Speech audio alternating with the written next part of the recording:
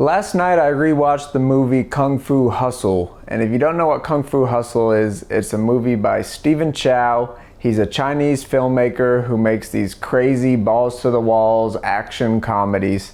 And some other good ones he made, Shaolin Soccer, Love on Delivery, God of Cookery, and I saw another one starring him called Justice My Foot.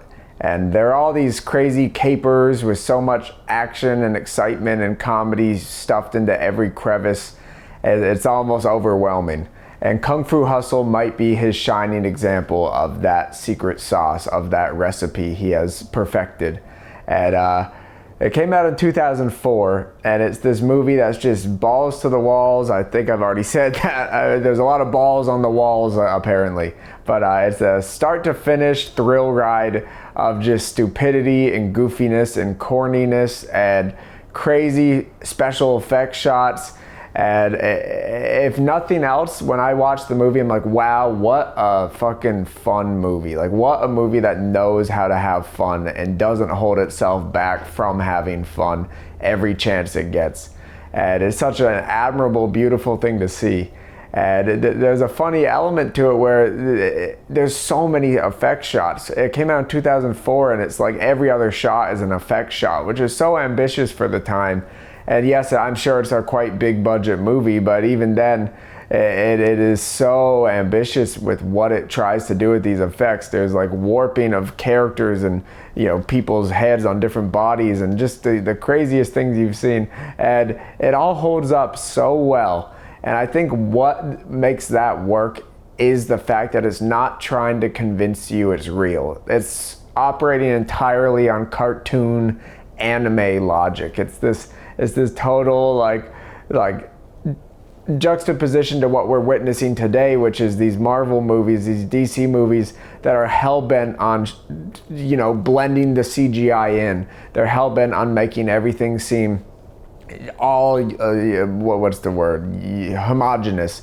The effects and the footage are matching, and it's all trying to convince you of this physics-driven real reality it's in. And Stephen Chow's Kung Fu Hustle is just the other side of that spectrum. It just doesn't give a shit about physics. It doesn't give a shit about like convincing you something actually happened. And I think that's largely due to the fact that effects were still blossoming at that time. Like CGI was still very much a new thing that month to month was exponentially getting better, and new things were being tried and experimented. And nowadays we've gotten to a point where we know what we can do.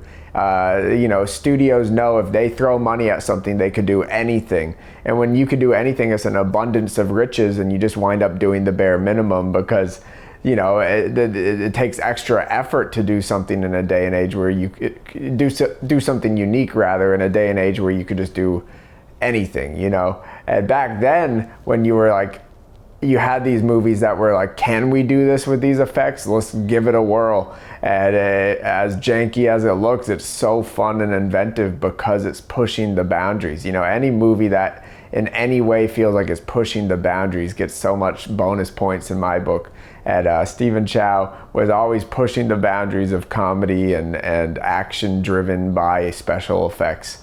And it reminds me a lot of the SpongeBob movie in a lot of ways, where the SpongeBob SquarePants movie was so important to me as a kid, and at the time I probably couldn't put into words why. But like looking back now, I realize it's because the SpongeBob SquarePants movie is not trying to impart any knowledge onto you, really. It's not trying to, teach you about a coming of age story, about loss of innocence, like all these movies and books you read in high school and middle school are. Instead, like, it is just about you're a kid and that's okay. Like SpongeBob is like the resolution that he plays the goofy goober rock, embracing his inner child. Like that gave me chills as a kid. And watching it now, I almost tear up because I'm just like, wow, what a beautiful message to send to kids. That's okay to hold on to your fun and your goofiness. And you shouldn't be ashamed of it no matter what people tell you. They tell you to put the toys away. I say no freaking way, you know. And when he said friggin' or frickin' or whatever he says, I was like, whoa, he can say that. That was badass. And you know, Stephen Chow's filmography is the embodiment of that. It's a director who never lost his inner child. It's a director who's still goofing around and having fun into his 30s, 40s, 50s, and you know, he never let himself grow cold to those feelings, and never let himself become ashamed of wanting to be goofy. And you know, in that way, the movie is very goofy and stupid and pure entertainment, but the sheer audacity of it almost becomes a beautiful work of art because of that. It's like it's beauty achieved through stupidity, coolness achieved through silliness. You know, it's like you can be so cool if you're willfully and unashamedly silly, and that's such a funny, cool message to send. And yeah, just start to finish, I mean, it's just amping up the whole time. It's like slower start compared to where it winds up. But it's just like Spy Kids 1 and 2. I think 3 is a good example of how CGI can be kind of used poorly. It was just too much and not the right ideas. But like 1 and 2 were like, you know, just a total blast with these like weird warpy people and special effects, and you're on an island with dinosaurs, and you know, they're tiny, they're big, you know, whatever. Spy Kids 2 is awesome. I think Spy Kids 2 is the best one. Anyways, it feels like that, but in an adult package, you know, and a kid could watch Kung Fu Hustle and love it, but it's a pretty violent, over-the-top movie in a way that's like, at least like teenagers and adults are probably the target audience of this, but it's still embracing that silliness and goofiness, and you're like, wow, I just had a blast watching nonsense, and it's such a good feeling, especially as someone like me who maybe is always craving a movie about love or a movie about something deeper, something that makes me cry. It's nice when I'm able to just connect with the movie on a surface level and just enjoy it for the sake of it. And it sounds so obvious, but I just think I've become hardened. If people watch this channel know that I have a kind of a hard mental block when it comes to watching modern movies that are big budgeted and modern movies that, you know, kind of exist in that Hollywood system. And at the end of the day, watching a movie like this that is big budgeted and is over the top and full of special effects, if it's able to break down that wall and just let me have a good time, I'm like, that's a well-made movie. That's a movie that like really used its budget wisely. And some other examples of movies that are fun, I've already talked about a number of them, but Indiana Jones Temple of Doom, that's the best of the original trilogy, and I die on that hill. It's a stupid hill to die on because it's a goofy movie, but it's just, that one had the most fun. Like Temple of Doom was just effects, you know, so well choreographed. It doesn't let up, it doesn't stop. And you know, arguably you could say Raiders is a more artfully, you know, paced movie, but I think Temple of Doom is just like everything turned up to 11 in the best way possible. I also loved the Spider-Man trilogy. I've talked about that a little. Love it, love it, love it. Sam Raimi's, of course. And lastly, recently I think even Everything Everywhere All at Once was a good example of like a big budget movie using its budget wisely. And you know, people would say, oh, it's a medium budget movie. Come on, it's $20 million or something. That's so much money. And anyways, it used it really wisely. Every like, you could see the effects being used to elevate the storytelling and not just executing the story.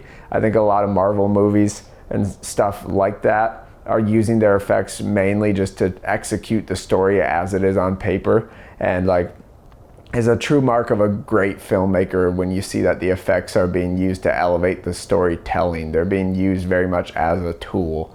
And I think that's what's so exciting. All these things are tools, and we grow very disenchanted with our tools. You know, I think like Stephen Chow was doing all this crazy stuff because he didn't know he couldn't. You know, he didn't push the he didn't cross that line yet.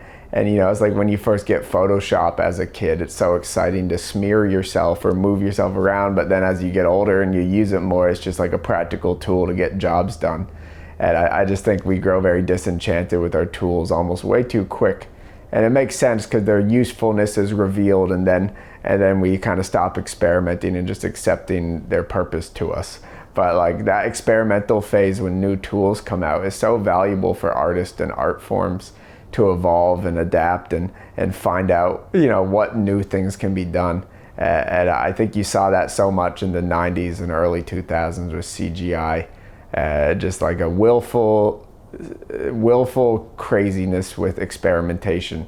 And that's always my favorite thing to watch. Like I love watching like early 2000s blockbusters where the CGI isn't all there, but it's getting there, and you could feel the people like, you know, paving new ground, and that's always exciting to see. But I just wanted to do a video about Kung Fu Hustle because definitely worth watching. It's a very famous movie. I'm sure many of you have seen it, but it's just such a blast, and revisiting it, I was like, yeah, this holds up so well. And any flaw I could point to about the movie, I'm just like, who cares? It's fun. And that's such a great shield for this movie because it's just so fun. It transcends like any sort of like criticism of story because it's all about the action. It's all about the thrill ride. It's all about these big moments, these big emotional beats that are like ham-fisted in the best way possible. And it's definitely worth watching, and so is everything else Stephen Chow directed. I think his movies he directs have a special sauce that the movies he's just acting in kind of lack. He's such a great director, and he's such a good performer as well, and a writer. You know, he does it all, and he's a talented guy. I haven't seen his later career stuff, like after Kung Fu Hustle. I've heard mixed things, but I definitely am still curious to check that out. So maybe I'll get back to you guys once I dive deeper into Stephen Chow. But definitely watch Kung Fu Hustle. Great movie. Thank you so much for watching this video. I love movies. I hope you're having a nice day. Bye-bye.